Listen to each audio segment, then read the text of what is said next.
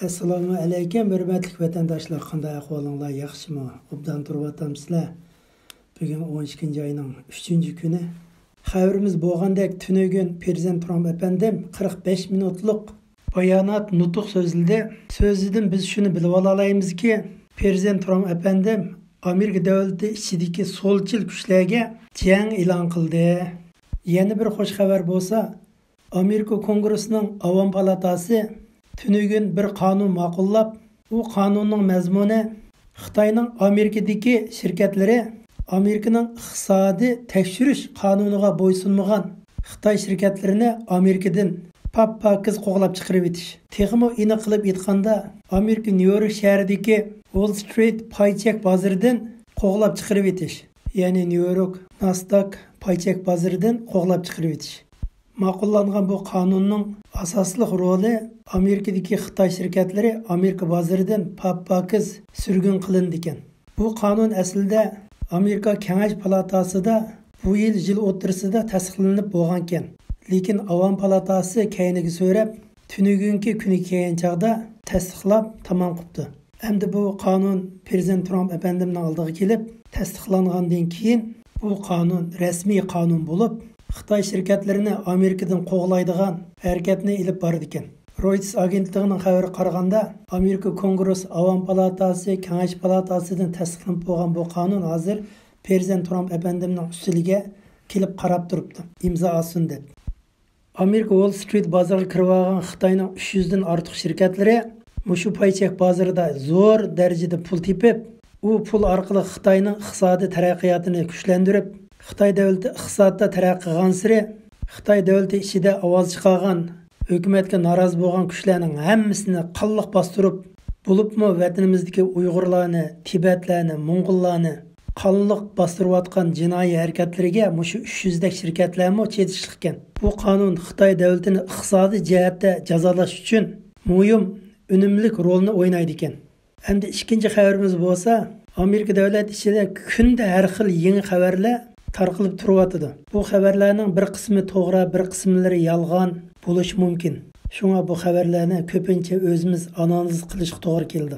Masalan, ba'zi bir muhim xabarlarni Amerika medialari qarasak, asosan Amerika so'lchil kuchlari tarafidan kontrol qilingan bo'lib, masalan, Google, Facebook, Twitter va Amerika davlatidagi cho'ng media taratqular asosan Prezident Trumpga qarshi xabar, Joe Biden efendimga nisbatan qo'llash shaklidagi xabarlar to'xtamay tarqalyapti. Shunga Obama efendim qo'lga ilinibdi degan xabarni o'zimiz analiz qilishga to'g'ri keldi.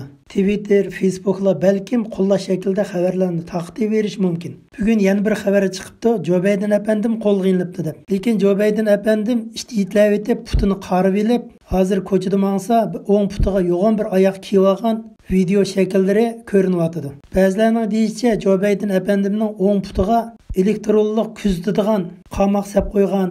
Bunlashqa o'q elektronlik kuzatadigan qamoqni yushirish uchun o'ng putiga yo'g'on bir oyoq kiyib olgan deydi ekan. Rost yolg'onligini endi o'zimiz analiz qilamiz.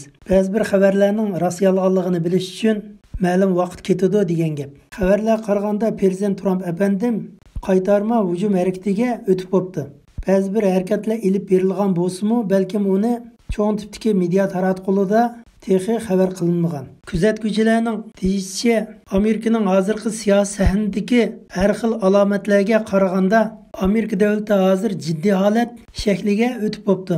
Bu demak, Prezident Trump efendim Amerika davlatidagi so'lchi kuchlar qarta jang ilib beryapti degan gap. Prezident Trump efendim tunugungi bergan bayonot nutqida deydiki, bugun so'zlagan bayonotim mening hayotimdagi eng muhim bir so'z bo'lib qilish mumkin debdi. Prezident Trump efendim so'zida yana bu qidimgi saylam qonuniy kuchiga ega emas deb rad qildi. Bu saylam tarixda ko'rilib boqmagan, ko'z bo'yash, aldamchilik, Amerika xalqining rayini yerga urish, o'g'ri yanchiqchilarning saylimi bo'ldi debdi. O'zini siyosatchi deb atib olgan bir qism hamoqatlar mushu o'g'ri yanchiqchilarning do'mbiqini chilyapti debdi. O'g'ri yanchiqchilarning keyinda Xitoyning qanday qarqul borlig'ini bundan keyin men ko'rsatib qo'yman debdi. Bir qism Amerika demokratchilar Dominion bila sanash operati orqali bu qitimqi saylam natijasini o'zgartirib debdi. U so'zda yana saylam jarayonida insonlar qabul qilolmaydigan voqeami ko'rildi deb bir misolni, ya'ni saylam xaritasini ko'rsatdi. Bu voqea nima degan qabi, nima degan kazzoblik harakat bu deb 2016-yildagi saylamdan keyin bir qism so'lchi kuchlar meni hukumat organidan yiqitish uchun qilmagan harakatlari qolmadi, chaplamagan bo'xtamlari qolmadi, Rossiya davlati bilan til biriktirgan degan tuhmat bilan Müller efendim 48 milyon dollar Amerika xalqining bojidan bergan pulini mablag' qilib ishiltib, Prezident Trump efendimning jinoyatini aniqlash uchun harakatga o'tibdi. Prezident Trump efendimga prezidentlik 4 yillik jarayonda 2800 dan ortiq sotning chaqiriqini avatibdi. 500 dan ortiq Prezident Trump efendimni tekshirish buyrug'ini topshiribdi. 200 dan ortiq hukm buyrug'ini, 500 dan ortiq munosabatlik odamlarni tekshirish ham 2,5 yil tekshirish va so'roq qilish harakatini ilib beribdi. Natijada Prezident Trump efendimdan hech qanday xatolik topolmabdi. Ana shunday voqea ko'rilgandan keyin Prezident Trump efendimning bir og'insi Prezident Trump efendimni mushundoq tekshirgandan keyin Prezident Trump efendim haqiqatan yer shari bo'yicha eng pokiz odamkan deb baho beribdi. Prezident Trump efendim o'zini tushuntirib, Prezident Trump efendim Amerika xalqiga vakillik qiladi ekan. Prezident Trump efendimni yiqitman deb harakat qilayotgan kuchlar bo'lsa, ular Amerika xalqiga vakillik qilish emas, o'z manfaati uchun kurash qilayotganlar ekan. Shunlashqa bundaq parazitlarning Amerika xalqining saylam huquqini tatqizib qo'ymasligimiz kerak.